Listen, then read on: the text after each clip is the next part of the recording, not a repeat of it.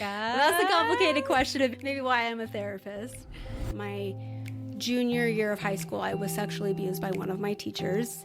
It was pretty well known and it got broadcast and it was national news. I always knew I wanted to work in some capacity with serving other people. Therapy, things get worse before they get better. I let the clients tell me their story. They are going to inform me. They are the expert on their story, and I don't have to have lived it to have empathy and to have tools to help them. I'm trying to sit with feeling deeply alone or deeply sad or deeply unseen, and it's like, you know. Yeah. Sorry. It's a conversation that needed to come up. This is not a present issue. This is a much deeper thing going on, and it's popping up for you right now. At one point, that probably felt safe, right? To disconnect from your body because there was so much chaos and unsafety, and that was needed for a time. But then now it's learning to reconnect and feel safe in our body. I tell my clients that ask yourself at least once a day, what do I need today? And that, I think, is to see yourself. But then it allows us to share that with others and to allow others to see us. So intrusive thoughts come from hell. Yeah, literally. Our thoughts are not us. I'm a believer in we're always healing. I don't think it's a destination.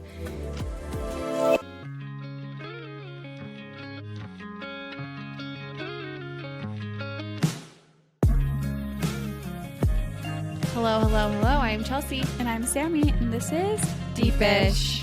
Hi, you guys. Hi, I was gonna say happy Thursday. I know. You can do it. Do the honors. Happy Thursday. Happy Thursday, guys. We have the amazing Brecka Walker on the podcast today. She is a licensed therapist, specifically focuses on trauma therapy. And oh my gosh, I feel like this is definitely going to be a must listen. 100%. You can feel it when we're in the middle of talking to a guest where I'm like, okay, this is the one I'm going to be sending to my family, my friends. I was thinking the exact same thing where I was like, okay, this is going to be shared and I'm going to be sending it in the group messages. Like, guys, this is a must listen. And there's only honestly been a handful of those. Because there's some of our random episodes where I'm like, oh, you can skip that one. But like this one, no. She has her own personal traumas, and I'm so grateful that she touched on that and was so open, so vulnerable about her story. And then she goes into becoming a therapist, specializing, and then just really giving hardcore tools, techniques, where to start. And then in the middle of the episode, literally gave me a therapy session. So you can look forward to that as well. I know. It tapped on so much Chelsea's emotions. She was the perfect example of someone who's been through a lot of things and is using that to help people. And hearing everything that she's been through, I'm just in awe of her. You go through things for a reason. And oh my gosh, she changed my perspective on hard things that you go through in life. She talks about how it's like a circle and you kind of have to revisit the traumas that you go through throughout your life. And then you see them through different perspectives and different lenses, and they can teach you something. Kind of rereading a book, just getting new things out of it every time you read it. Yeah. And so your traumas can teach you and reframe a lot during different parts of your life. I loved that takeaway. Also, I just think where to start is so daunting and overwhelming. She really gave some like, okay, you can't afford therapy. Here's some things that you can do.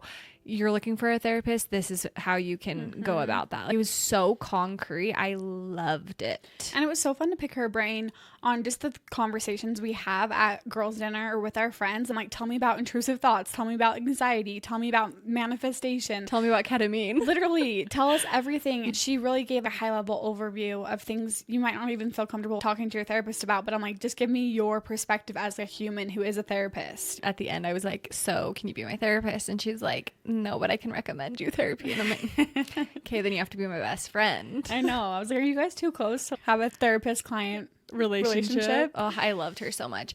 Okay, here is Brecka Walker. Brecka, welcome to Deepish. Thank you so much for coming. I just want to back up a little bit because I know you, but I don't know where you're from. Are you from Utah? No, I actually grew up in Texas, in Houston. Okay. So what brought you to Utah?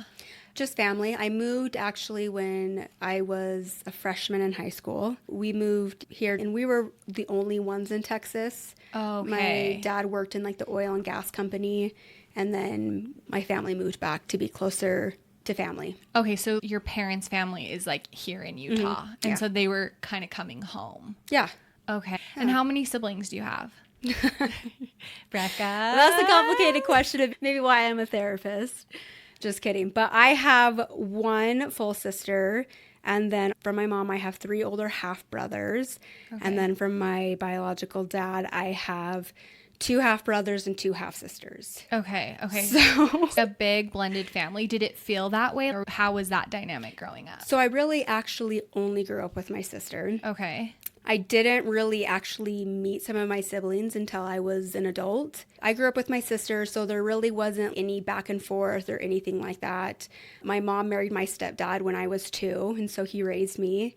So it felt just my mom, my dad, me, and my sister. Mm-hmm. But I've had more to do with some of my other siblings into adulthood. Okay. So you joke, maybe this is why I became a therapist. Yeah. Your childhood, is that kind of what sparked an interest to find some answers based on your childhood experiences and maybe some trauma that you experienced growing up?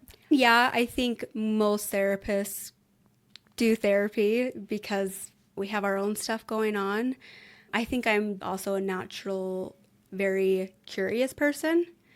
And I definitely feel like it's not as much of a nuclear family as maybe it used to be or maybe what it looked like as a kid. But I definitely felt like, oh, I have all these half siblings, even though it was still technically my stepdad. I felt always kind of a little bit different in that kind of situation. Was it something that you clocked early on in your childhood, like, oh, this is different, I have all these siblings I don't really know? Was there anything attached to that? Shame, embarrassment, fear, any of that? Because I know as a kid, even with my own traumas, I was deeply embarrassed. And it's like, oh, my family doesn't look like Jessica's family with their mom and dad and their 3 siblings. Yeah, 100%. I realized that early on. I think one of the weird things was my dad never technically adopted me, but he is, for all intents and purposes, my dad. Yeah. So in school, I wasn't legally under his last name, but socially, I went with his last name. And so that's where I noticed this huge difference. When they did the roll call or anything like that, or when I had to write my name on paper, I had to put my legal last name, which is what I didn't identify with. This was like kindergarten, and I'd get questions like, why do you have 2 different last names and things like that, which isn't a huge deal, but it definitely made me feel like, oh, this is kind of different. Yeah. What were your parents explaining to you at the time? The different last names, the half siblings, were they expressing and explaining that to you at a young age, or was it just kind of like, we don't talk about that? I honestly don't remember specific conversations. I always just remember knowing that I had older siblings, and there's a whole bunch of just trauma with that, with my siblings, and just my mom's gone through a lot of trauma. And so it's almost just been always part of my story. And so I never knew it without it. I don't know anything different. It's just always what it was. My mom did end up marrying my biological dad, and he ended up having an affair on my mom when she was 9 months pregnant with me and left. So she had me as a solo mom and my sister. So my sister, because your sister's older than you. she's 2.5 years older than me. Okay, so she had your sister, had you. Your dad cheated on your mom, and then he dipped, or what? Yeah, he dipped. He was Cool. out. See your dad? Yeah, married the lady, and then he was out. So I've never really had a relationship with him. And then my mom got set up on a blind date when I was 2 with my dad.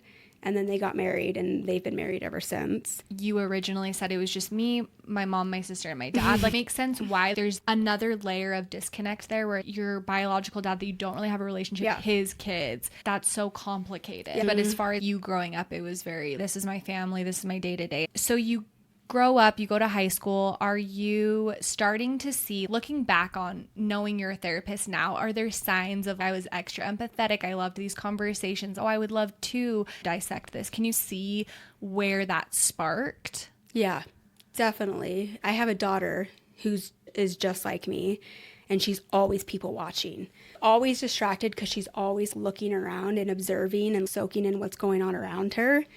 And I think I was always like that, and just curious how dynamics worked, how people worked. I think I just always had that curiosity. I had some deeper empathy in me for other people. I wanted to befriend the underdog. A lot of times I felt like the underdog. And then In high school, I underwent my own personal massive trauma. And I think that put me even more so on the trajectory that I am now and just made me even more curious and more empathetic towards others and wanting to just help people feel empowered and feel not alone and feel seen. You definitely have, I know through my personal traumas, that empathy is definitely ignited in me, where I've been through so much hardship where you can tap into that. Even if you haven't personally experienced what someone else is going through, you can lock in because you have been at such a dark place or going through a hard time. Yeah. So you talk about high school, your own personal trauma. Is that something that you want to touch on? Yeah, I can touch on it briefly. It's probably another podcast. I've gone back and forth about it because of the field that I'm in. And I think there's going to be a time and a place where I really delve into my own story. I haven't a lot, not for any specific reason, but with therapy, it's not about me, it's about my clients. And so it's not like I have this space where I'm constantly talking about myself. I do in my own therapy and it's my own circle and stuff. But I have worked in the field with sexual assault and domestic violence survivors. And so I was like, one day I'm going to find the place and it's going to be the right time for me to share my story. And so that's why I was like, it'll be maybe another podcast. But yes, my junior year of high school, I was sexually abused by one of my teachers. It was pretty well known and it got really big broadcast and it was national news. He ended up going to prison for 6 years. It was a pretty big deal and a pretty big deal in high school. I didn't go back my senior year. I was asked not to come back my senior year due to the teachers and the students and the things that they would say, and the faculty couldn't control it. And so I started college when I was 17 into this big girl world, and I started at UVU. And I think that kind of did help me more so on the trajectory. I always knew I wanted to work in some capacity with serving other people. I really wasn't interested in working with animals for a long time and doing equine animal assisted therapy. I would still love to do that one day in my retirement. But yeah, I definitely think it kind of bolstered that, kickstarted maybe that journey. Yeah. Again, a lot to unpack there. First of all, that's horrendous. I'm so sorry. Thanks. No one should experience that, especially at such a young age, especially with someone of power and being so vulnerable. I'm sure now looking back on it, you can empathize with your younger self a lot more because it's probably so confusing, complicated, so complex. And then you are thrust into being an adult at 17, going off and starting your own path.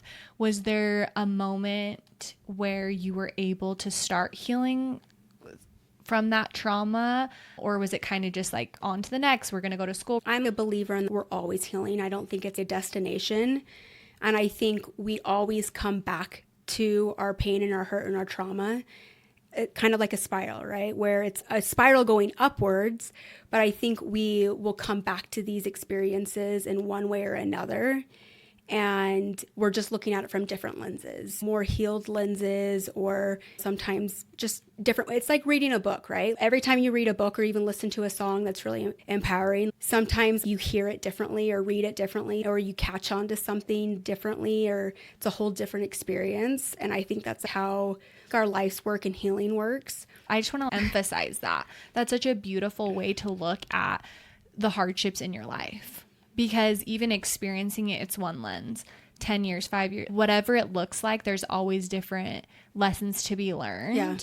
And I know for me, I'm always looking for the destination. Mm-hmm. I'm like, I don't want to feel this anymore. And I don't want to keep revisiting this. But it is still a new lesson to be learned. You have your babies now, and I'm sure there's even another lens on that, especially when they grow older, close to the age you were. It's going to be a different lesson you need to learn, which is unfortunate and also a weirdly human, beautiful experience too, to be able to go through these hardships and have it carve out who you are to others and who you are to yourself. So do you think that's something that you maybe teach or encourage your clients when they're trying to move on from something horrific that happened to them? you feel like there is this closure or this healing that you'll get, oh, I just need to get over this that happened to me. Do you try and reframe that of like, this is going to be a part of you forever and it's just how you look at it? Or is there healing to be done that you can truly move on from something traumatic? Yes, I think you truly can. But again, it's not like it's never going to resurface, right? And it's not going to necessarily resurface in the same traumatic way. There's been phases in my life where it's come up in different capacities, obviously not how it happened. And maybe I'm in a healing era and I'm more triggered, or it's bringing up other things. And then other times it feels a lot different. It feels a lot more cathartic in healing to talk about. And then there's times where I don't think about it at all. And so I like to reframe it because I want to give realistic expectations. And I don't want people to be like, okay, I'm going to go to therapy, and at the end of the therapy, it's going to be done and over with. It's not realistic, and I'm not here to be a bearer of bad news, but I also think it's empowering, and it takes off this timeline for people and this expectation on themselves, or this shame cycle that they get stuck in because of it. And normalize that, yeah, it's going to come up, but it's not necessarily going to be the same. Or it might be. It might be harder at times, but it doesn't mean you're 10 steps back or you're at the beginning, right? Healing isn't this path going up. It's a circle kind of thing. And I think we're going to revisit things lots throughout our lives in different capacities. I revisit it now with my children, and even more so as they enter into high school and different things like that. It's going to come up. But it doesn't mean that you're not healing. And hopefully maybe you have more tools and understanding and perspective when it does come up. Because inevitably things will most likely come up, whether it's that specific instance or just a feeling or feeling anxious. You might just be feeling anxious for no reason, and it could be tied to something deeper. Oh, 100%. That's my thing. I dated this guy, and he was like the it is what it is kind of guy. I'm like, I should make a t-shirt for you that says that. And I cannot stand that. In all capacities, I'm like, it is not just what it is. There is something tied to it. And I think I've always had that curiosity, right? Where it's not just like, oh, this person's mean, this person's bratty, this person's angry. It's like, well, why? There's always something under. And I think that is a huge part of what I do as a therapist, is to help people look at what the why is and look at these patterns that have been created, because the why at some point served us. It was a survival skill. And so survival skills don't just go away. Just all of a sudden you turn into adult, everything changes. That's not how it works. At one point, the way we are served us and protected us, and we're not recognizing it sometimes that it's no longer serving us, and how to change that pattern. It's so hard because you lay it out logically like that, but the feeling is so hard to overcome when you are in it. It's like, this isn't serving me, but me saying that to my brain isn't taking this feeling away from me. And that's where somatic therapies come in, like body, because therapy isn't just about cognitive or behavioral. There's Bessel van der. He talks a lot about trauma is stored in the body. And so I have so many people who are like, yes, logically it makes sense, but I can't feel that. Yes, I know I'm loved because I'm surrounded by people that love me, but I don't feel loved. And I think that's where the body work comes in. That's where trauma work comes in. And that's the difference between I have anxiety and I'm self-aware that I'm a perfectionist and a people pleaser. Okay, great. I have self-awareness. That's a huge part, but that's just one part. And I think the bigger part is too, yes, we'll come in and talk about anxiety therapies and CBT and all these other things, but you also have to do the body work where you feel safe in your body and you're recognizing the patterns and the things that are created that, again, once served you but aren't serving you anymore and are now harming you, and how to recognize those and how to let those go. And that's through more trauma work, more body work, because there's that disconnection between my brain is telling me I get it, but my body, I don't feel it.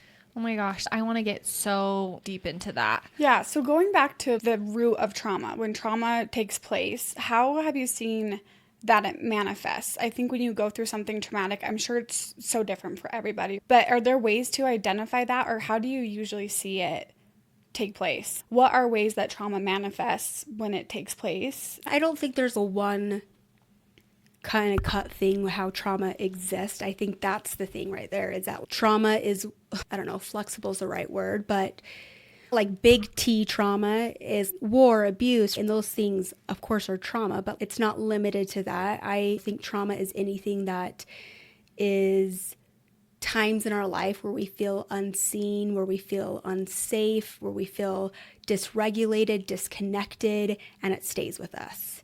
Because I might get in a car accident and it's disruptive. I have to deal with insurance, but then I'm fine. It wasn't like this big deal for me. It just was a sucky experience kind of thing. But to somebody else, that might completely dysregulate that person. And so trauma isn't just these set cut things, but trauma is something more that's going to be disruptive continuously.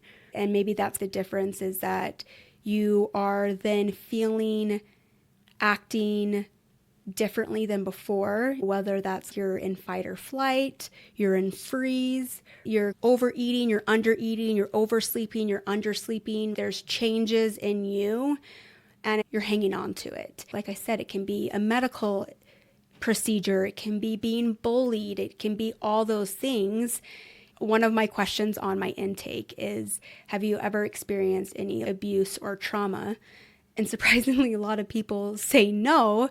And we get into the intake a little bit more, and there is quite a bit of trauma. And we either don't want to say it because it feels like that's too big of a word to use, or we're dismissive of it, or we just don't know.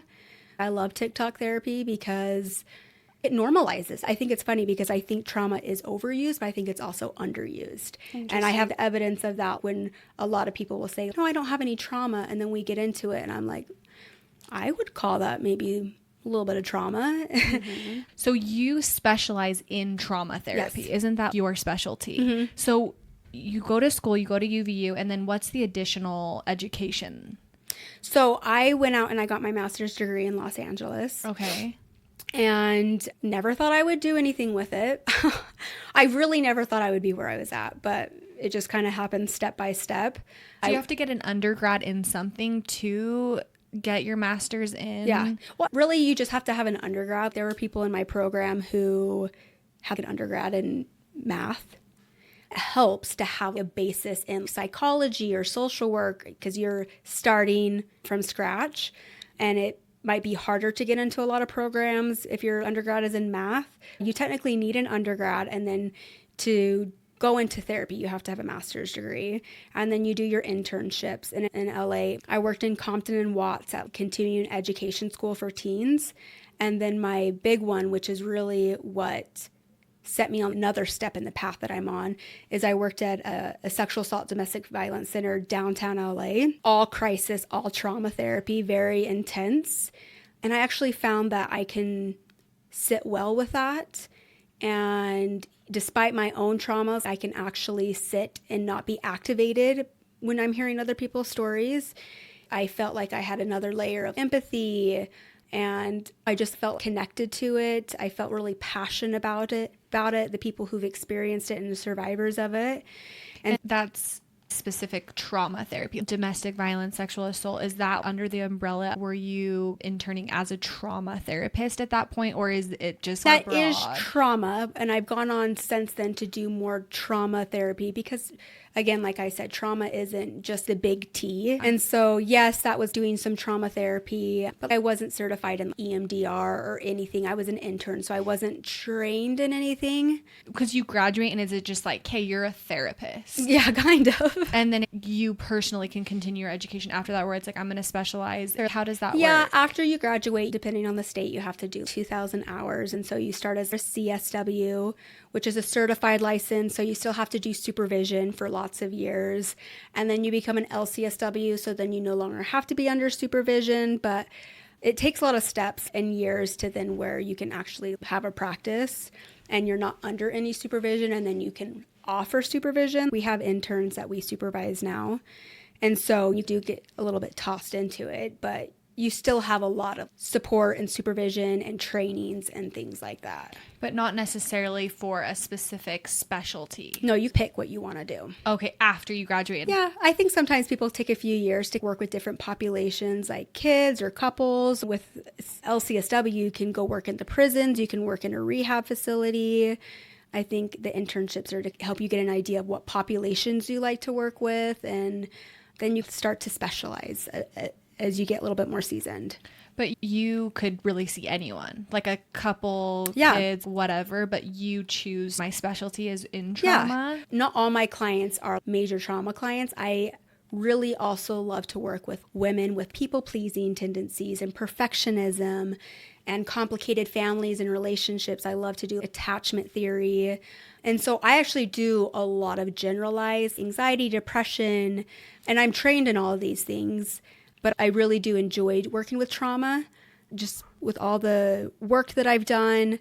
But I do really enjoy working with other generalized kind of things as well. Okay. So anyone that's looking could see you, or is it, say, a couple struggling? I work with couples sparingly. Okay. I do like it, but I do like to work more one-on-one. Mm-hmm. I have seen kids and adolescents in the past. I think my sweet spot is 20 to 60s. I mean, that's a big range, but my oldest client was probably 85, and I have a soft spot in him always. I love him. But yeah, I work primarily one-on-one. I like individual therapy a lot, and I like working with 20 and older. So going more into your emphasis in trauma. So you're working at this domestic violence center, and then where does your career take you from there? So we moved back to Utah. I have some babies. I take a little break, and then I start working again. It was kind of like it was supposed to happen kind of thing. I was like, I'm just going to look and see what jobs there are in Utah and around us.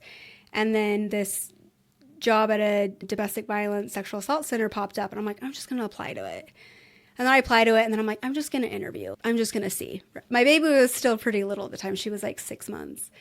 And so I'm like, I'm just going to try it. And then I interview, and I'm like, I'm just going to work here for a little bit. And I ended up working there for 2.5 years. Which is kind of one of those things where it just kind of kept progressing, and I actually really loved it. I did short-term crisis therapy in the shelter. So people were able to stay up there for a certain amount of time, like 30 days.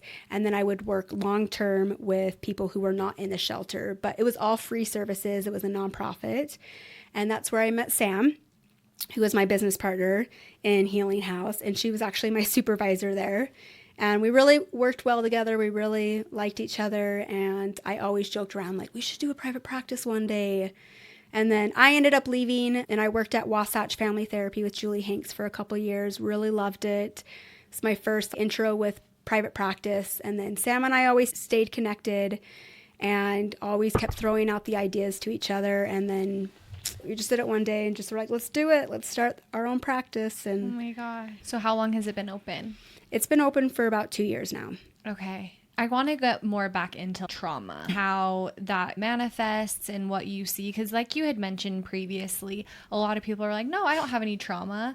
Is it something that you really do have to dig to uncover? I guess it can look however someone's talking to you and presenting. Going back to what Sammy was asking about what that looks like to discover trauma in someone, and where do you go from there? So this might be helpful for people who have never been in therapy to understand how that works. But when you do start therapy, at least with my practice and most practices, you do an intake form. And so my first session with clients is very structured. We're going over paperwork, and then we do the intake, and that can take 1 to 2 sessions. And I have done a lot of different intakes throughout my career. And so I curated this one to really give me the meat that I'm looking for. And so some of the questions are like, what are some family dynamics? Have you ever experienced trauma or abuse? And there's just a lot of questions in it that might seem tedious to do, but it's always so helpful when we do it and have that conversation, because it opens up so many doors. And then I like to say, what feels the most important place for you to start? Whether that's what they're having trouble coping with. We don't have to start with the hardest thing first. We can start with, I'm having some issues with my boss, And then we're diving into neglect as a child. But I think it flows a lot more naturally than people think. But the intake really helps open up a lot of doors for that. Do you feel like there's ever an appropriate time for you to connect with a client over your trauma or share any part of your life, or is that completely off limits? It's funny because nowadays a lot of therapists on TikTok and on Instagram really share personal things. But back when I was in school, it was a no thing. You do not talk about yourself. You don't cross that boundary. If I've been with a client for a lot of years, a lot of my clients know I have kids. I don't really ever talk about my trauma. But maybe something casually will come up where I can relate with them and it seems appropriate, because I never want to switch the direction to myself or make it about myself and take away the time from them.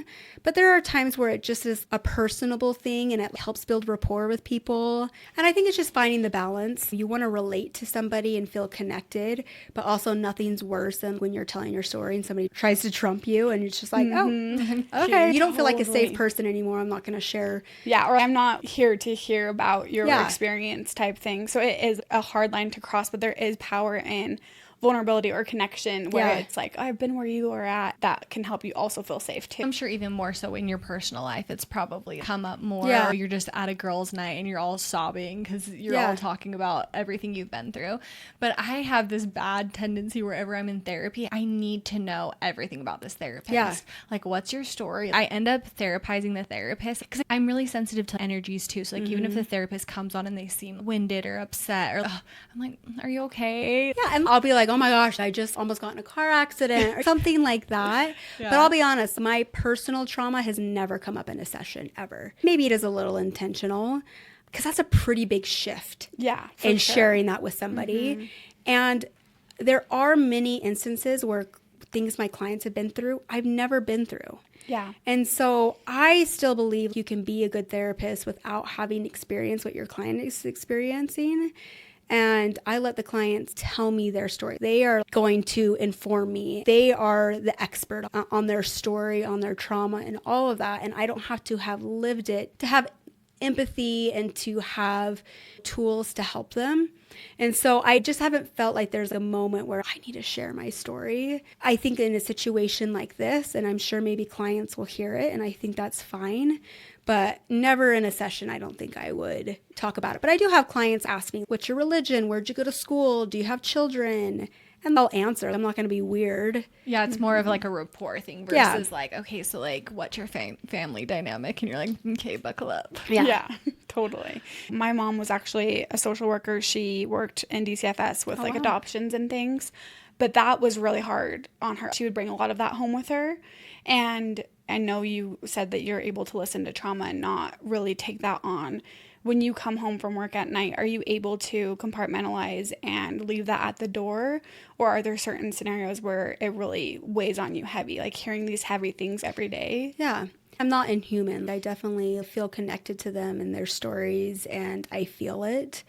But from early on, I've had to learn to compartmentalize, or else I couldn't do this. I think I learned it honestly at an early age, which I always tell my clients and teach them, like, it's okay to shelf things, but we don't want to leave things on the shelf. That's when we neglect ourselves and our things. But I don't need to think about my abuse and my trauma as I'm taking a test. That's a skill I have to learn to be able to compartmentalize. And maybe with the trauma experience, I lived it and I addressed it, but I also had to learn to cope. And I think that helped me then, therefore, to compartmentalize. I'm very big on energy too, and so I definitely do other practices to decompress. As I've done telehealth, I have to be a little bit more intentional about it. Most of my commutes have been 30, 45 minutes, and so I've had time on my drive home to decompress, and I'll either sit in silence or listen to some relaxing music. I also go to therapy, so then my therapist has to probably go to therapy for all the stories I tell my therapist. But also at the stage of life I'm in now, I have very little energy with being a mom, being a therapist, my really close friends, my family. And so I really try to be intentional about conserving my energy and where my extra energy goes. And I am very big on self-care. I'm very big on treating myself. And I don't skimp on that. My husband maybe wishes I would a little bit. Maybe I treat myself a little bit too much sometimes. What kind of things do you do for self-care? What helps you? I think there's a mix, and I think it's checking in. There's times where I need to get energy out, and so going out and doing something fun and exciting and lively. And then I think other times doing a sound bath or reading a fantasy book in the bathtub, kind of just to ground myself. Or I drive in the mountains a lot with my kids. I pet my dog. My son was having some anxiety going to school the other day, and I was like, let's just pet Murphy together. He's like, wow, this really does work. And I think just being very intentional where my time and energy goes, and decompressing and making sure I'm going to therapy.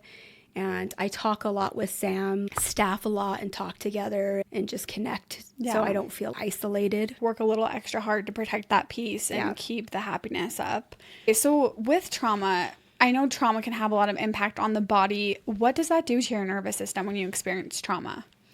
Trauma doesn't only live in our brains and live in our behaviors. I think that's a lot of times what we focus on, and what we focus on healing is cognitively anxiety thoughts, intrusive thoughts, and behaviors that show up because of it, like anger or avoidance and things like that. But trauma primarily lives in our bodies. I do kind of geek out on this stuff, and this is where I've done a lot of trainings and stuff, but trauma literally changes the cells in our body and the wiring of our brain. And so when we're doing trauma work, it's not just focusing on anxiety or depression. Trauma is a lens. It's looking at not what's wrong with you, but what happened to you, and looking at the full body, because it literally lives in your body. And that's where EMDR and somatic therapies exist and come in, because even though you're not in danger, your body is telling you you're in danger. And so trauma is a big thing, a source of disconnection from others, disconnection to ourselves, disconnection to our bodies. And at one point that probably felt safe, right? To disconnect from your body, because there was so much chaos and unsafety in there that it felt better to disconnect, and that was needed for a time. But then now it's learning to reconnect and feel safe in our body, and even recognizing what our body is feeling. It's hard sometimes working with clients, or even in myself, to stop and say, I'm acting anxious, I'm acting doing all these things, but to say, hey, I'm feeling anxious. I'm feeling that in my chest. My chest feels tight. And as soon as we can identify that and name that, it almost becomes a little bit separate from us. We are not the anxiety.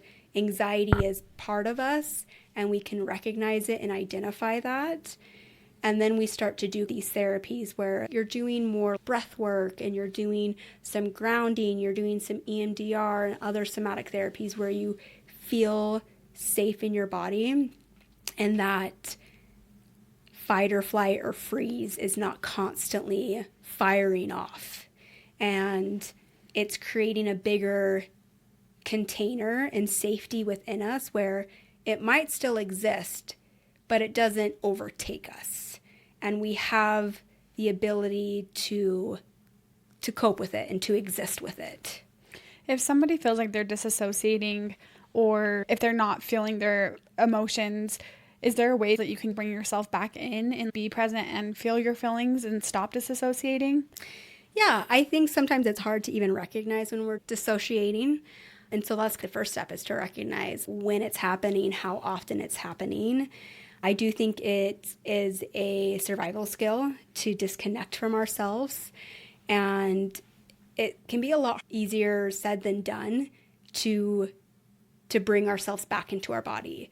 And sometimes with clients, I'll do guided meditations, and it can be really upsetting to be in their bodies and to feel safe. And sometimes it takes steps like that for the anxiety to calm down, or to stay with it and to not immediately reject it and to go somewhere else, or to open your eyes and say, I don't want to do it. It actually can be quite challenging to just sit inside your own body. When one of your clients has trauma, where do you even begin to start healing that? Is it something that you have to break down, or have them go back and feel things they maybe didn't feel? Where do you start with that?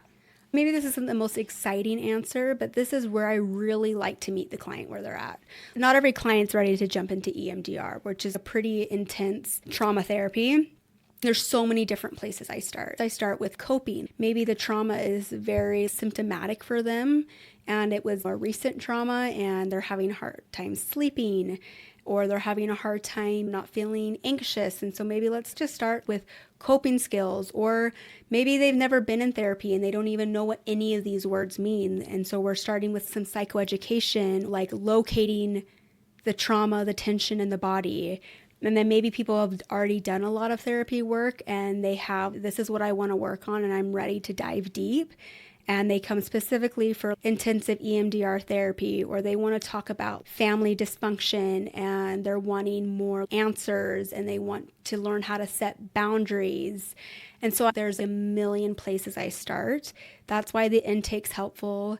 That's why I really want to focus on where the client is, because I'm not going to jump off the deep end when they're not ready. Mm-hmm. And so I think it's sensing it out with them. It's not like I'm perfect at it. And so sometimes we go a direction and it doesn't work. I try to have a lot of open communication with my clients. I'm like, tell me if I'm doing something you don't like or that's not helping. I always try to check in with them, be like, hey, how is this what we're doing? Is this working? Be honest with me. And I want to be able to shift and be flexible, because sometimes we start working on CBT and we're just like, that's not it. Let's shift and go this other direction. And then we're starting to do attachment work or boundary work. And I love that. All different paces, all different directions and starting points. Do you have clients who have a really hard time detaching themselves from their trauma, where their traumas become their identity of their story and they want to cling on to it? Is it hard to get people to let go of trauma sometimes? Yeah, but I think what I notice more is the survival skills that people get stuck in that no longer are serving them. The dysfunction that we see in people getting aggressive with you really quickly, or people ghosting you, those are survival skills. Maybe they learned as a child that I don't get heard unless I'm yelling, or anytime I try to connect, I get rejected and shut down. And so I think we become enveloped in our trauma and it becomes our patterns. And so a lot of times we don't recognize that that's what it is. And one of my favorite questions is, when's the first time you felt that way? Or what's your first memory of feeling rejected? It's a simple question, but a lot of times we're not just thinking those questions. And so I think it's recognizing patterns and survival skills that at one point served us and no longer serve us, and then honoring that and learning then how to let go. It's not just like, okay, cool, I see it, right? Like you were saying earlier, I see it, I understand it, I'm aware of it, but now how do I let go and how do I replace it with a different type of pattern? And is that where you come in with a lot of skills? That's what's hard. Sometimes I've gone to therapists where I'm like, I just need a bunch of skills. So when I'm feeling this, I can anchor myself with a skill. And then sometimes I don't want these skills. I want you to hear me and I want you to tell me why I'm feeling this and let's get to the root of it. Yeah.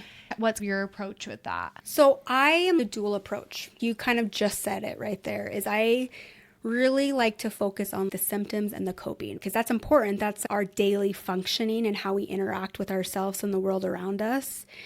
That's a huge piece, but that is kind of the Band-Aid to it, a very necessary, purposeful Band-Aid.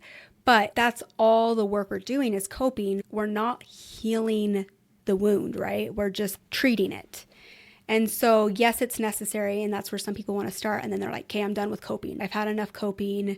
I want to get to the bigger, deeper part of it. And that's where we dive into the roots, and we're looking at childhood. This is my favorite part, is doing more psychodynamic therapy, where we're looking at childhood and how our caregivers interacted with us and how we responded to that. And I ask so many of these questions, and that's where we dig deeper and do that root work of identifying that pattern and changing it. So what does that look like, changing it? So it's like what you said, I never felt heard unless I was yelling as a kid. And that's how I was talking. So you identify this deep, deep, deep into childhood where this started. I'm looking at it in the mirror. Now what? Do I'm just like, okay, knowledge is power, bye? Or where do you go? I think that's where maybe some different approaches come in. Maybe we can do some EMDR work. Can you explain EMDR for anyone that's listening that hears this buzzword? What is that and how would you use it? EMDR is the eye movement therapy. And this is where it really taps into a traumatic experience. And a lot of times when we go through trauma, we store it and we don't work through it and are unable to integrate it. And then we kind of freeze in that state and continue maybe the symptoms that came up with it. And so going back into it, it's very different from just traditional talk therapy. It's very structured therapy and it's reprocessing. So we go into the worst part of the memory, how it felt physically, and we bring that memory up and then we start doing the eye movement. Some people get nauseous with it. You can do tappers in your hands or you can do headphones, and it's bilateral stimulation. It helps you cope and feel grounded, but doing that in this therapeutic manner helps you reprocess that memory and make the memory unstuck. And so a lot of times how it works is you start with the memory and there's a scale and I'll say, how disturbing does this memory feel now? And a lot of times it's an 8 or a 10. 10 is the max. And by the end of it, the goal is for it to be at a 1. There's no hypnosis or anything like that in it. But when you think of the memory and you think of how disturbing it feels now, it's like, oh, the memory's still there. My experiences are still there. But when I think about it, it's just kind of a memory. So you're in the heart of that. You get to the root of it. Is there a phrase or a saying of like, okay, that isn't you. You are heard. Are you just validating? I say like, keep going with that. So it's a technique, like I said, structured therapy. And so they're telling me that your brain is kind of going where it wants to go. I'm making sure it's staying within the right parameters. And then we're constantly doing check-ins at the end of the session. Where does that disturbance level feel now? And we're going to keep going with that memory session after session. Sometimes it gets done in one session. Sometimes it's 20 sessions until it's down to a 1. But it's mainly them just walking through that memory over and over again until I see it and I'm sitting with it. And it's not as traumatic as when I originally thought of it. Yeah, but it's wild, the things that come to you when you're doing it. It's like, oh my gosh, I'm seeing it from a different lens. I didn't even remember this, but this happened too. And I don't even remember that person saying that to me. And I was so angry because there's also cognitions that we develop in beliefs. Like, I am not enough. A trauma is usually tied to a belief. And so it's like, I am not safe. I am not enough. I am not seen. I am not valuable. And so we're also addressing the belief that was tied with that. And then all of a sudden it's like, well, I am powerful, right? I am. That was a really crappy memory and experience.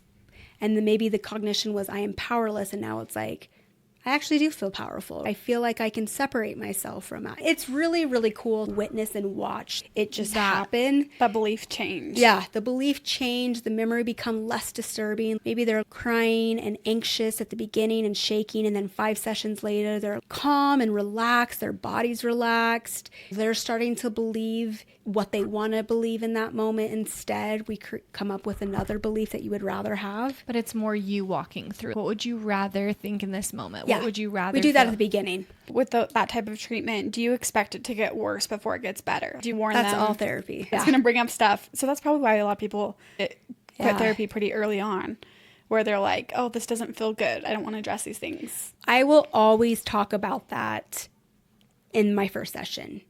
Therapy, things get worse before they get better. That's not a sign that you're not doing it right, that it's not good. Same with boundaries. Boundaries are not fuzzy, happy, warm feelings. And so a lot of times we start to develop new patterns and our brain registers it as danger. We are primal cavemen and we register safety as what we can expect. That's in the movie The Crew. It says family theme. It's like curiosity equals death. Like new experiences equal death. And so our alarm bells are going to be going off when we're changing our patterns, when we're dipping into these hard things. And we might become more symptomatic before it decreases. And so I always tell people that with EMDR, with talk therapy, with whatever it is. It's like detoxing. Yeah. Like you're going to feel sick, like but your you're going skin. to feel amazing. You break out before your skin clears up. So going back to the inner child, I know we talk a lot about healing your inner child. I'm sure you've seen all sorts of issues that people have, and a lot of it stems from their childhood. Outside of the obvious, like abuse and things like that, I think as parents, your biggest fear is like, what am I going to do to put my kids in therapy, right? What trauma are my kids going to go through? Are there tips or advice that you have for parenting of like, be careful the way you talk to them, or make sure they feel seen? Little tips and tricks like that can maybe avoid some of these false beliefs or things. Yeah. I already have a therapy fund for my children, so it's inevitable. I think that was a journey for me. So I guess it's in a couple parts, but the journey for me was to realize no matter how I show up for my children, it will never be always the way they need me to, no matter what. Especially if you have multiple children, you cannot be this invincible robot that meets your child's every need. Mm-hmm. And so there will be a time when my children come to me and tell me that I am not the perfect mom, or I didn't do this for them and I didn't do that for them. And it's my job to take down that defensiveness and be like, I did the best I could, but I know my best wasn't always what you needed. And that's just inevitable. And I think once we lift that shame cycle off of ourselves, it helps us parent a little bit easier. Like, yeah, I'm not a perfect mom, but I think there's something about being like, I did the best I could. Sorry, it wasn't enough. But you get defensive because your intention is always pure. Yeah, I get where that's coming from. Mm-hmm. But that's so harmful for the kid to hear. Exactly. Oh, literally with my parents, especially with my dad, I'm telling him these things and there's just zero accountability, where it's like, this isn't your narrative and story. I'm telling you how I feel. It's not about you right now. And that's probably a really hard thing parents have to do, is acknowledging wrongdoing, even if their intent wasn't that. Oh my gosh. And I feel that even now with my little kids, they are so good at telling me how they're feeling, especially in the moment. And hopefully that's a sign of them feeling comfortable with me. But even my 5-year-old, he'll be like, Mom, you yelled at me and that hurt my feelings. And I'm like, you're so right. I'm trying to meet that. And I'm also like, thank you so much for telling me how you feel. I love you. I'm so sorry. And I could be like, well, I was overstimulated and you weren't listening to me. And this is why I could tell the whole story of why it got to that point. But as a little girl, to my dad, I'm like, I don't need to hear all of this. I need you to hear me and take accountability for the reality of the situation. Yeah. Not the intention. But I also think it's important, not this big long-winded explanation, but to say like, I'm sorry, not saying you overstimulated me, but I was overstimulated. I was anxious and I reacted in a way that I shouldn't have. And I'm sorry. Because I think it's important for our kids to understand the complexities of feelings and that we feel them too. Like, yeah, I feel anxiety, I feel sad, I feel sorrow, and I get jealous and have my feelings hurt too. And our kids to kind of humanize us and to have those conversations. But I think there would be so much healing if our parents and we as parents can then just acknowledge the pain. There is so much healing. And I see this in trauma work, and just your pain being seen. I think there is so much more trauma added when your pain is minimized, when your pain is invalidated, when your pain is ignored. Just being seen is healing. And I think that's one of the biggest things we can do for our kids. And then just to let ourselves be more human as parents too. Yeah, touching on that point, that's not just a parent relationship or a mother child relationship. That's a friendship, a coworker, whatever. Anything that's not being seen is so deeply upsetting to me. How I feel, I'm like, I feel so unseen right now. But this is what I want to ask you. Sometimes I'll even express to my loved ones like, hey, I'm struggling, I'm suffering. And everyone's like, just say something, talk to your friends, talk to your family. And sometimes I'm like, I'm hurting and they're doing their best. They're going through what they're going, but I'm still not feeling seen. And sometimes I'm like, okay, I need to not be searching for this outside acceptance and validation. I need to give that to myself, but it's so hard when you feel so unimportant. Yes, to all of that. I think being seen is to be loved. I know that's not one of the 5 love languages, but I always say to be seen and to be understood is my love language. And I feel like I felt deeply unseen and misunderstood just with everything when I was a child and in high school and all of these things and all of the hurt that I got and the pain and the trauma, but I think it was feeling misunderstood and feeling unseen that really put the salt in the wound kind of thing. Especially if you don't believe something about yourself and everyone's saying all this stuff. It's like, no. The narrative is so opposite of what my narrative is. What do you feel like is the best way to make someone feel seen? What advice would you have to her friends or family? I'm sure there's lots that goes into setting boundaries or relationship dynamics, but if they don't understand depression or anxiety, how can you make someone feel seen without knowing what they're going through? I think it's a two-part thing. It's on us, and we can help the other person too, because I think in order for us to be seen, we have to know how we feel seen. And that can change, right? Maybe today I feel seen by somebody getting me a treat, or I feel seen by my husband helping me clean up the dishes without me reminding him or something. I think this goes back into when people say, I'm not a mind reader. And I get it. We want to have this story in the books and the movies where it's like, I don't even have to tell them. They just know me so deeply that they just know how to show up for me. I don't think that's that realistic, right? I can't even do that for my kids because they're always changing every day, day to day. I'm always changing day to day. And so I think it's also important for us to go within and see, what do I need today?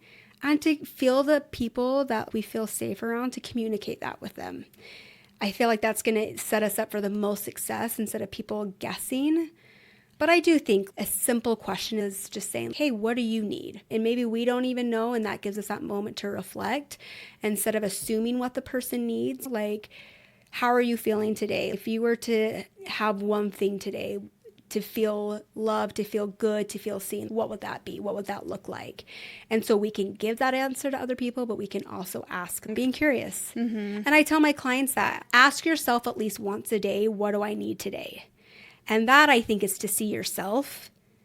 But then it allows us to share that with others and to allow others to see us. And then I do think with the books and the movies, over time, there's patterns, right? Definitely there's ways that I naturally feel more seen. And it's finding those people, and it might not be your immediate family or your coworkers, but it's maybe building that community and finding those people who want to make you feel seen and that you want to make them feel seen. And it's a give and take kind of thing. But say someone's suffering with that right now and they are trying to reach out, they're trying to talk. I'm speaking with myself right now too, where I know I need to look inwards, and maybe that goes with self-compassion. I know you talk a lot about self-love, self-compassion. I know I need to give that to myself. Do you have any tips and tricks today if I'm feeling very unseen and unloved, to give that to myself first? Because I think I try to reach out to my outer circle and I'm like, love me, but then I really look and I'm like, maybe I don't love me right now. Yeah, because I think it's hard. Sometimes they're doing everything I normally want and need, and it's not doing it for me today. And so I think, I don't know, do you ask yourself genuinely, like, what do I need? Do you straight up ask yourself, like, pause and say, what do I need right now? Do I need connection? Do I need a nap? Do I need a treat? And sit with it for a second. But I also think that there's always not a fix. I think we always want an immediate fix. We want to alleviate our pain and our suffering, and we can't always do that. And so part of therapy is not to not feel sad, but to learn how to feel sad and how to learn to feel sometimes unseen or have unmet needs. I think that is a feeling. And I think there are steps we can take. There's coping. I think there's people, right? But with everything, there's not always this quick fix, this quick solution. And I think it's learning to sit with that sometimes, to sit with the discomfort, to sit with the hurt. Is there a healthy way to sit with that, though? Because I feel like sometimes I try to do that and it could turn into a panic attack or turn into dysregulation where I'm like, I can't function right now. But I'm trying to sit with feeling deeply alone or deeply sad or deeply unseen. And it's like, you know. Yeah. Sorry. It's a conversation that needed to come up. No, this is good. Sorry. This is good, Chelsey. And we can totally cut this out. You guys should continue this conversation. Do you need a hug right now? Do you need a moment? Oh my gosh, I'm sorry. There's literally nothing to be sorry about. What are you feeling right now? Well, I just think I'm really looking outwards because I think going back to my early traumas, a lot of themes of people in my life growing up are like, oh my gosh, I never knew that about you through high school, through childhood, anything you were going through, because I kept it all in. And everyone's like, oh, I wish you would have said something. I wish you would have come to me. I wish you would have said that. And so now I think there's times where I'll say to people, I'm trying to use my voice, especially to the people closest with me. I'm like, I'm not okay. I'm struggling. I'm hurting. And I want that to be like, oh my gosh, how can I help you? I'm here. Let's talk. I see you. I understand that this isn't a 7-day thing. It might be ongoing. I want someone to check in. Like, I want all of that. But then I realize that might not be realistic to ask that. Why is that not realistic? I think I'm just realizing I'm asking people to show up for me and then they're not. And I'm like, okay, then maybe they're not in a place or they can't fix me. And so I'm genuinely being like, can you help me? And then if people aren't helping me, I'm like, okay, do I not have the right people? I know people love me, but then I'm like, do I need to just look inwards and try to heal that and give that to myself first? Am I asking too much? I think that's the question right there. I think that is where it's all coming back to, is feeling that you're too much, right? Because you know what you want, you know what you need, but there's that fear of that deeper wound of either rejection or people not showing up for you. And so you're not asking for it, right? You're wanting it, you're needing it, and maybe you're just circling around that. But have you said that to these people? Have you said what you literally just said to me? Have you shared that with them? This is how I need you to show up. This needs to be ongoing. Can you do this for me? Yeah, I mean, obviously to Brandon, my husband, I'm like very open with him. And I think he's doing his best. And he's like, okay, we need to get you help. We need to do all of these things. And he's really trying to rally, but it's hard too. And the next day it's like, okay, so you're back into the grind of life. And it's like, okay, but my bone is still sticking out of my leg.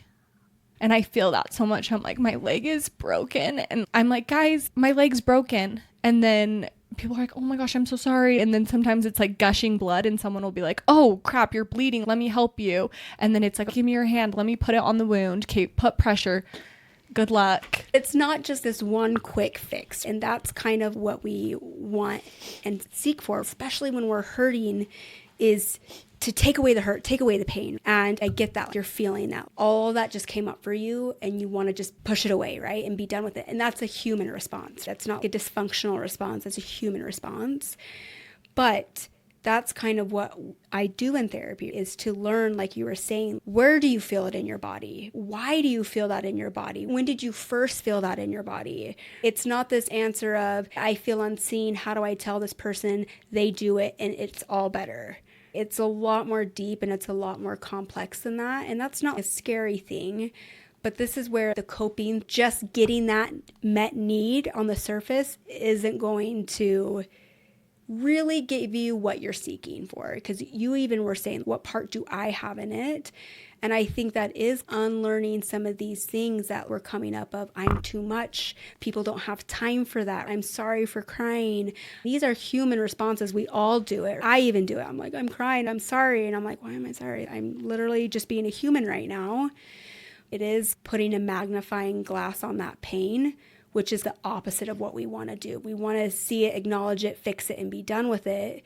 It's a million times harder to take out that magnifying glass and expand our pain and sit with our pain a little bit more. But that's where I think that deeper healing comes from, is to sit with our pain, to live with our pain, to name our pain, identify it, and dive into those trenches. Do you think if the reality is those moments where I'm expressing that and then people don't rise to the occasion or don't see me, that pain is almost where I'm like, I'm glad I stayed silent in high school and I'm glad I stayed silent as a child. That's what I'm feeling right now, where I'm like, I'm glad I didn't open all this up for the rejection of not feeling like I matter. Yeah. Because that's, I think, what I'm feeling right now. And I know that no one's intentionally doing it. I know they love me, but I do feel rejected. And so it's like, what if that's the reality of how I'm feeling? Do I just have to sit with that or communicate better, or just be like, this isn't their problem to fix. This is your stuff. You need to love yourself. You need to sit with this and you need to overcome this. I think it's all of it. But no, I don't think people need to just suffer in silence. I don't think our pain is all ours. I think we are responsible for our pain, and it's not anybody else's sole job. But no, I don't think we should be alone. I don't think that's normal and human. I think we are meant to help each other. And so I think there's bits and pieces of all of that. What do you feel like the missing piece is, though? Because it's her husband, it's her mom, her best friends, the people who care most about her in this life that she's feeling unseen from.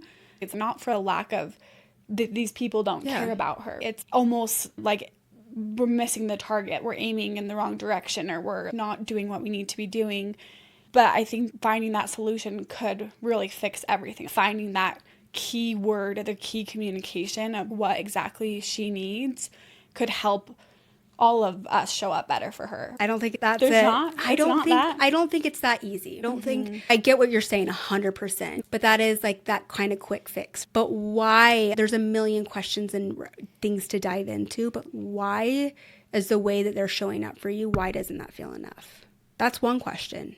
Why don't you absorb it? And that's not saying, why are you broken? You're not to blame. It's not saying, why are you blaming? But what's blocking that? What preconceived notions or patterns or experiences are saying that this isn't enough, or I don't really believe it? Or sometimes I just feel unsafe. Like, say it and then it's falling on deaf ears, or just like, oh, I'm so sorry. Like, I don't really know what to do. Yeah. And then it's like, okay.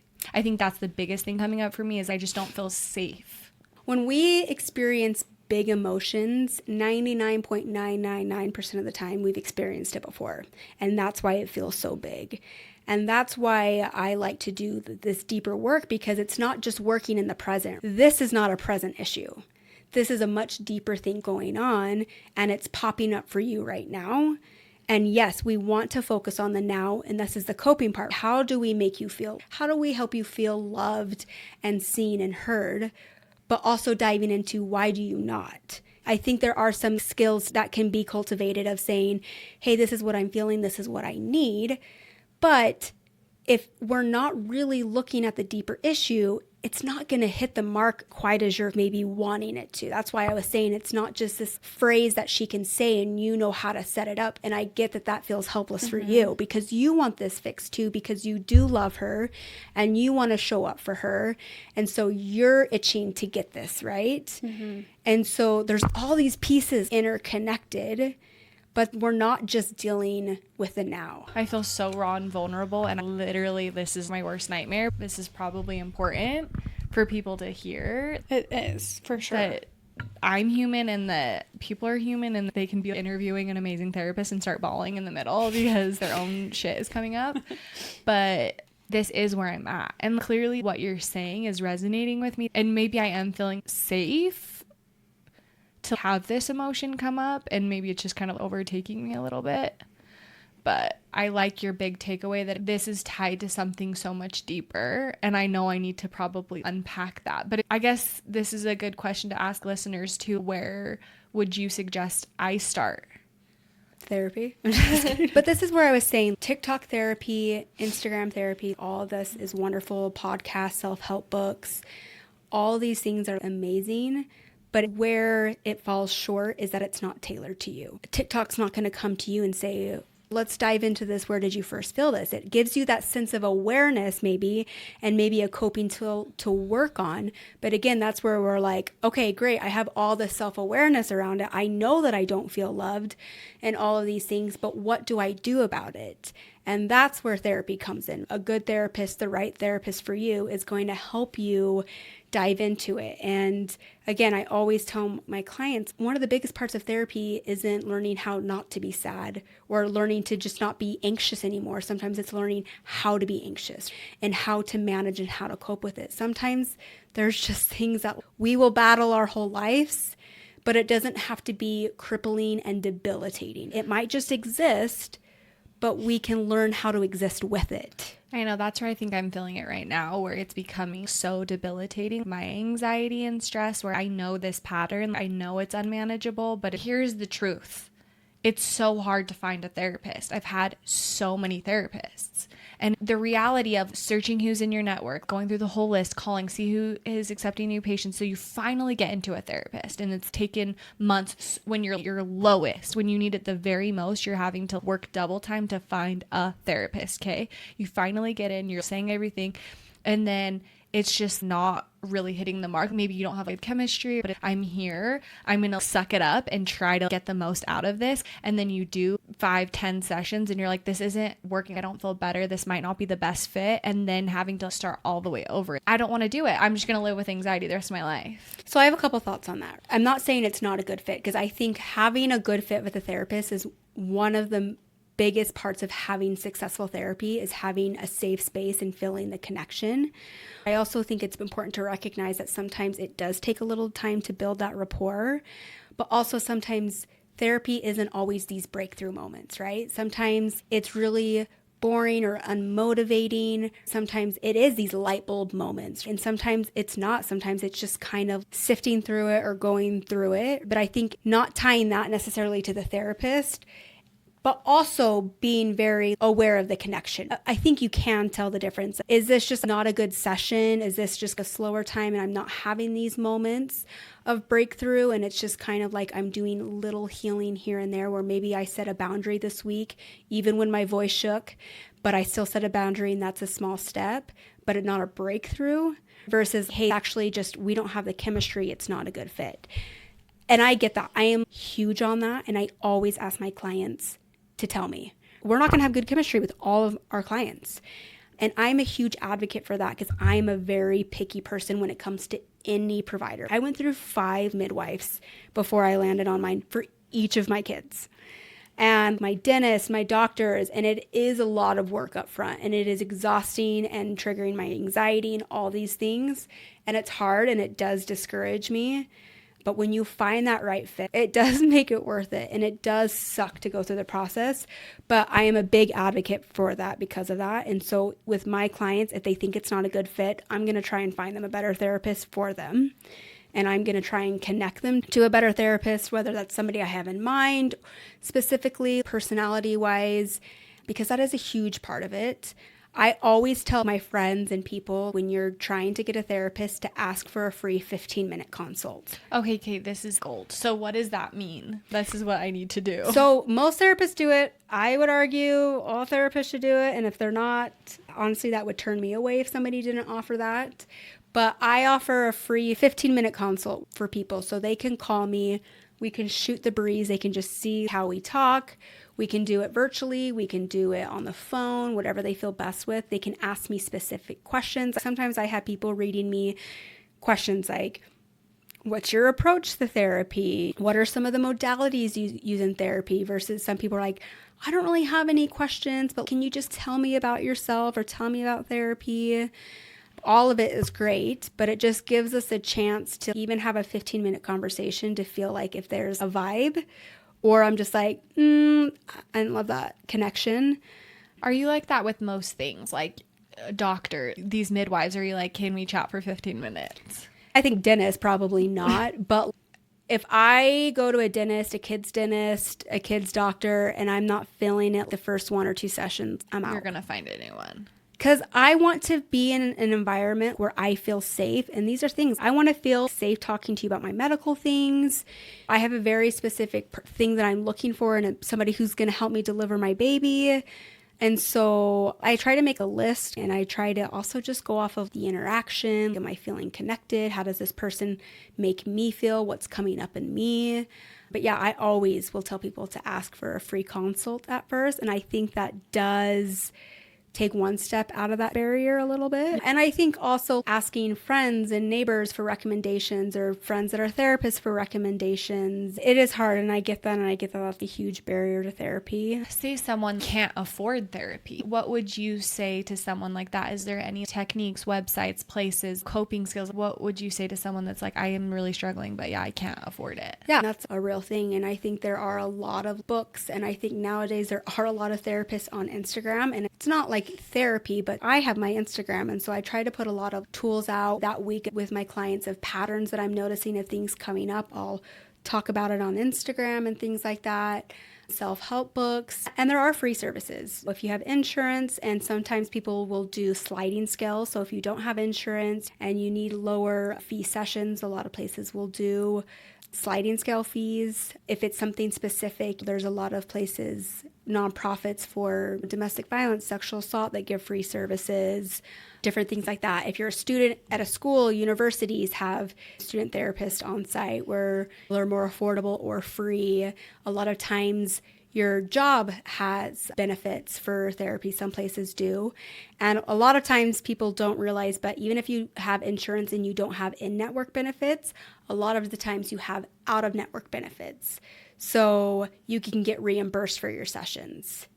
So yes, traditional therapy might not be the best option for you right now, but there are other options to get therapy, get more affordable therapy, to read books, listen to podcasts, different things like that. What about Healing House? Do you guys accept insurance? Yes, we take Blue Cross, EMI, and Select Health. We're trying to get on HMHI, but we do work with a company called Mentaya where I look for the client. They'll give me their insurance and I will see if they have out-of-network benefits.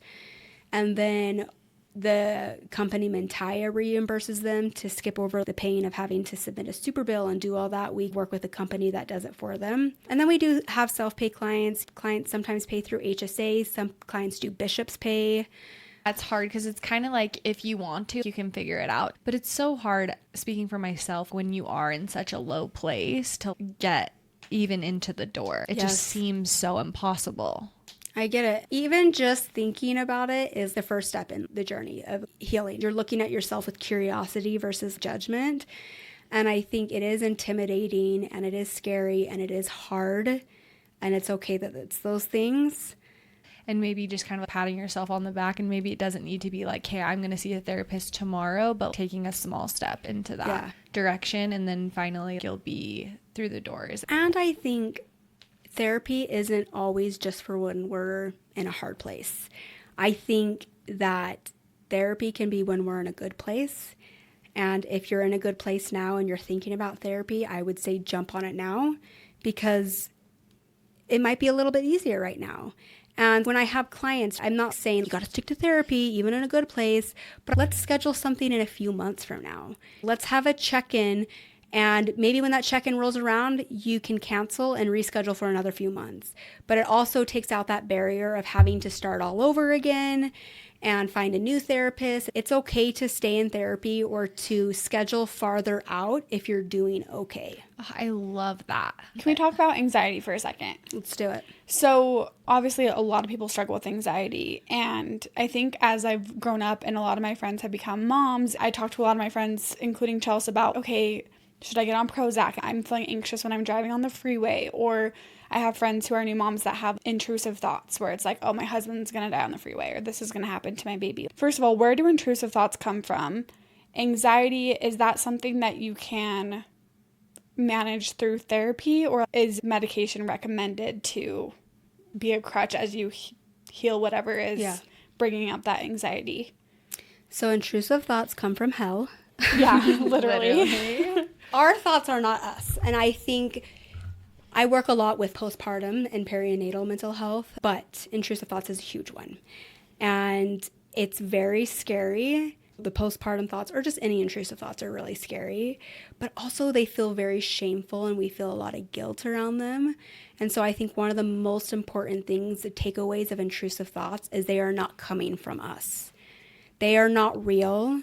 Our thoughts do not make us who we are. We have a million thoughts all day long. We are constantly talking to ourselves, and half those thoughts aren't true. We have so many false thoughts, beliefs, narrations about ourselves, right? And some of them are just random kind of things. You always see the TikToks, what if I just swerve into the traffic? Does it mean I really want to do that? Or there's a part of me that really desires that? No. Intrusive thoughts are not us. And so I think when we can separate ourselves and say, hey, I'm having an intrusive thought, that thought is not real, I think it can break us out of, it doesn't make it less scary or less crappy, but I think it can break us out of that shame of saying it must be that there's a part of me that wants it. No, there's not a part of you that wants to hurt yourself, hurt your baby, or somebody else. There's not like a real threat or danger. That's what I'm saying, like intrusive thoughts come from hell. They don't come from us. Well, and even I find myself there's those intrusive thoughts, like what if I just did this, or like really messed up stuff that you're like, how could I ever think that? But then there's also intrusive thoughts that feel like fears, like little pings of anxiety of a fear. Is that part of like, thinking that your husband's gonna die? Is that a way to cope with trauma or prepare your mind for bad things to come in a way? Or is that just a plain intrusive thought? It's not an a intrusive fear. thought. No. Okay. And the thing is, it can be anxious like thought, or it can be an OCD thought. And there's a difference. I'll do different approaches for OCD thoughts versus anxious thoughts, but they can look very similar. Okay, that makes sense. Going back to what Sammy was saying with medication and anxiety, like, what's your thoughts on that? I don't personally prescribe medication. I am happy to give my clients referrals if they think that's what they want to explore and try out. Some people have done it before and it's helpful. There are some people who don't even want to talk about medication, and both are fine. I think it can be either or. I think there's a lot that can be done with talk therapy and a lot with CBT and other approaches for anxiety. Yeah, is there a time and a place? Maybe sometimes for some individuals for medication. Yes.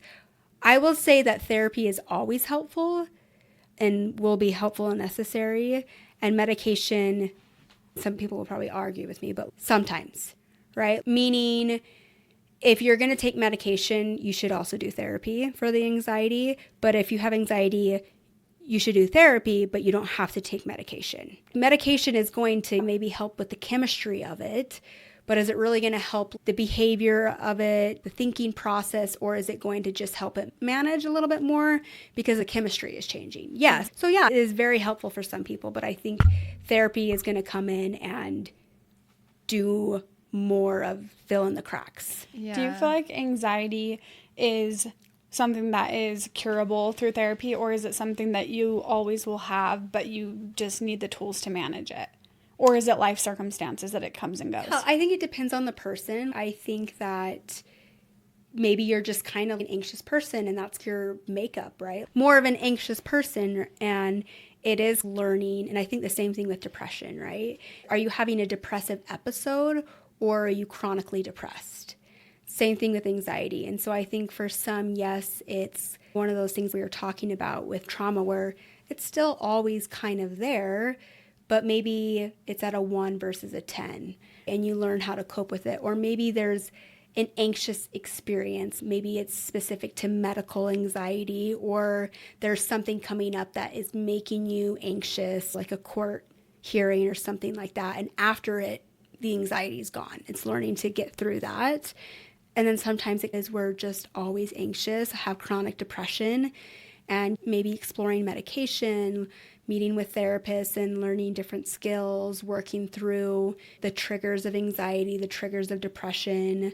This is where it goes beyond a little bit of TikTok therapy where it's tailored to us and where I'm going to be diving deep. So I know you said that therapy is always helpful, which I agree.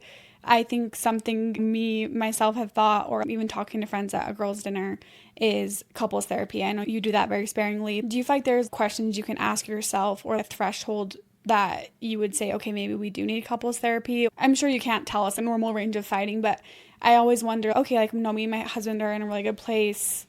Therapy seems like it might pick at scabs that don't need to be picked at. Or is therapy just always beneficial for a relationship, especially a marriage? Yeah, I might be a little biased and think that therapy is for everybody and can always be beneficial.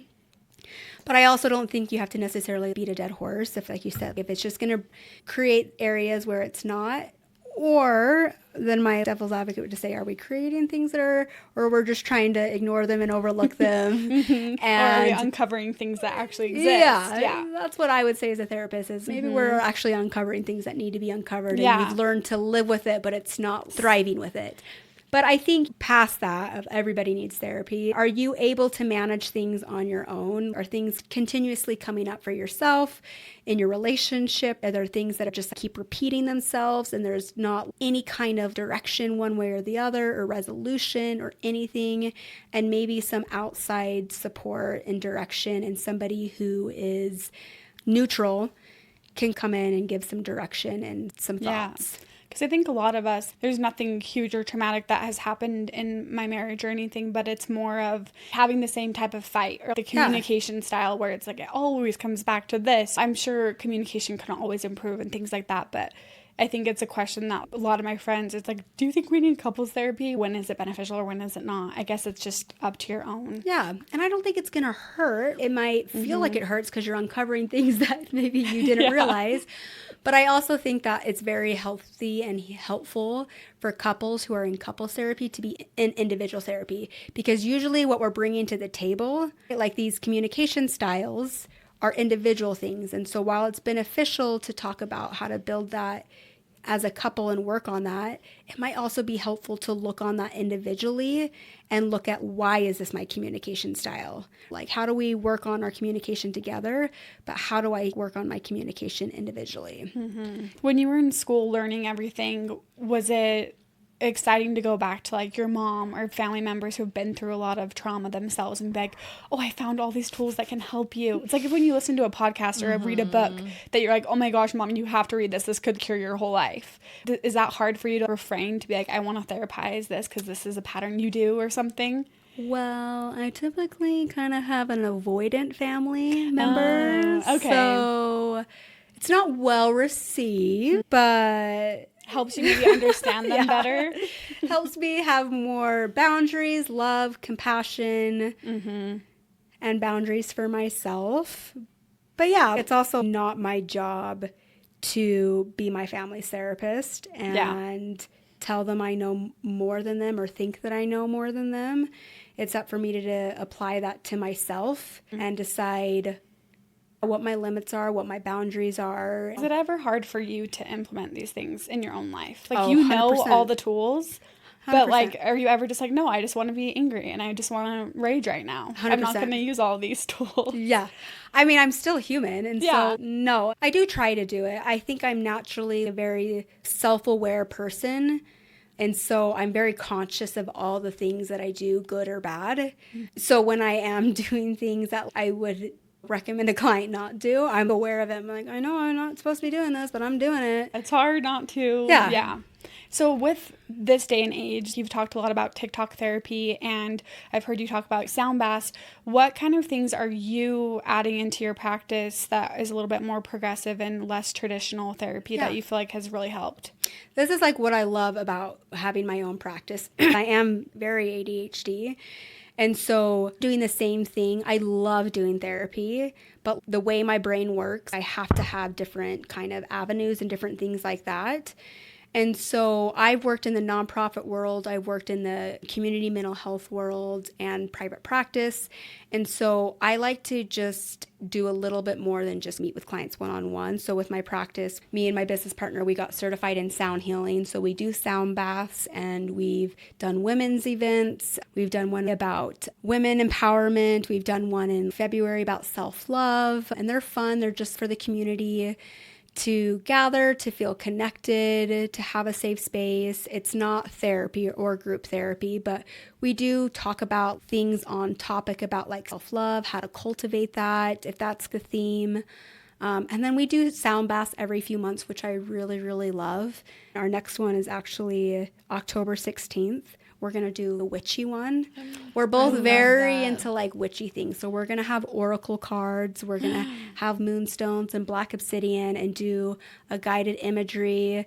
We're going to have this paper that you write and then you burn to set intentions. And do you guys sell tickets for this, or is it just, okay, are they on sale right now? Yes, they're almost sold out. We got a few left. Chelsey, we need to get some. Literally. We have been talking about that, right? We want to get into all the witchy woo-woo stuff, because there's a balance of self-help, but I just feel like the stage of life we're in, I'm like, yes, let's burn some stuff. Let's do a sound bath. I really feel like it is beneficial. Yes. I'm very much therapy through and through, but I am very much alternative in my personal life.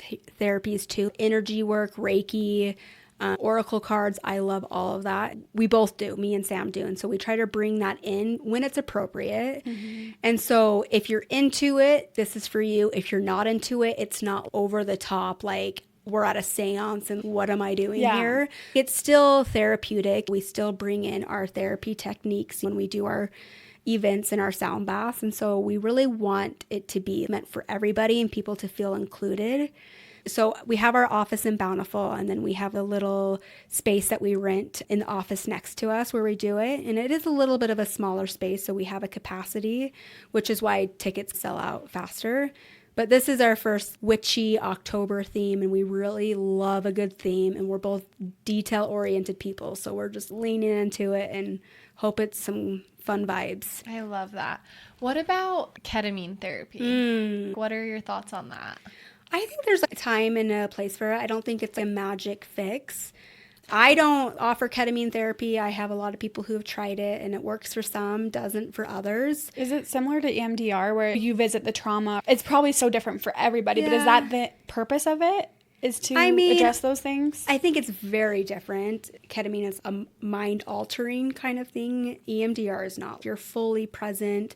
There's no leaving your body or mind. Ketamine, I think, it's just a different approach. I wouldn't say it's like EMDR. I would say all therapy, part of it is visiting your past. I think just the way it's approaching it is very different. And so I think it's really cool. And for some people, they just don't like it at all. But if you do ketamine, I would always advocate that you do it at a clinic or you do it with a therapist who can help you integrate it. Because I've seen a lot of clients go in and do ketamine standalone. Just at a med spa. Yeah. And then it brings up all this stuff. I had a friend call me a few weeks ago who was in tears of like, all this stuff just came up for me. I don't know what to do with it. And I'm like, was there a therapist there? She's like, no, I just left. And I'm like, okay, that sounds a little scary and overwhelming. So I think if you're going to do it at a practice where there are therapists on site, or you're doing it in conjunction with therapy, your therapist knows you're doing it, and you have a plan to help integrate the experience and the memories. Because it can be, again, things get harder before it gets better, and it can bring up a lot. And then you're just left with that. You go out to your car and you're like, what just happened? It can be a lot. So what are some tips and tricks that you can give to somebody who maybe, like we said, can't afford therapy or isn't currently in therapy but is going through a lot right now when it comes to trauma, but also when it comes to self-love, compassion, setting boundaries? Is there things at home that you would recommend, like a practice of looking inward or identifying emotions, things like that? That was a lot of different ones. So there's a lot of different approaches for all of that. But I really like doing guided meditations, and I think you can find ones that are more centered towards self-love or feeling safe in your body, and it gives you that moment of quiet, and it helps build up tolerance to being in your body. And it might feel really uncomfortable at first or might feel really boring, but practicing building that tolerance and finding one that maybe focuses on that, apps and stuff like that. But every time I do a sound bath, we'll do a guided meditation. And there's just something really powerful about it, and having somebody guide you through it, like a self-love one, sending love to yourself, or empowerment. For boundaries, I can give a list of resources. I'm happy to put a list of resources because there's so many different things. There's so many different tools and different avenues that you can go on. One thing that I really like that has a lot of printouts, it's called therapistaid.com. And you can type in anxiety and it'll give you deep breathing. I mean, it's for therapists to help give with clients, but clients can just go to it. Maybe I'm giving a secret away. I don't know. But I love this. Better tip.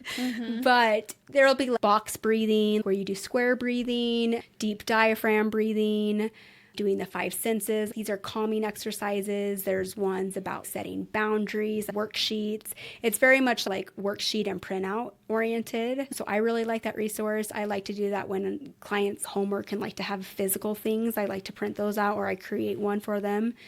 But yeah, there's a lot of good books too. And I do love guided meditations. I think also connecting with others, going to like wellness or different holistic things. We're putting yourself out there, finding other like-minded people on the same journey as you, going to support groups, different things like that. I feel like there's a lot of power in feeling seen and feeling connection and feeling like you have somebody to talk to about it in therapy, outside of therapy. So I love those. Those are just a few random ones. I know we're just wrapping up, but I have a random question for you. What are your thoughts on manifestation? Do you ever use that in therapy, or do you feel like that can be a disservice to people because they're maybe trying to manifest something without taking action? The guided meditation and envisioning what you want for your life and manifesting these things. Yeah. Do you do much of that, or is that separate, more of a spiritual thing? I would say with therapy, I think you can turn it into goal setting. I think there is personally a lot of power in manifestation, but I think there's also power in follow through with it. Maybe I believe a little bit more of just putting out in the universe and it will exist.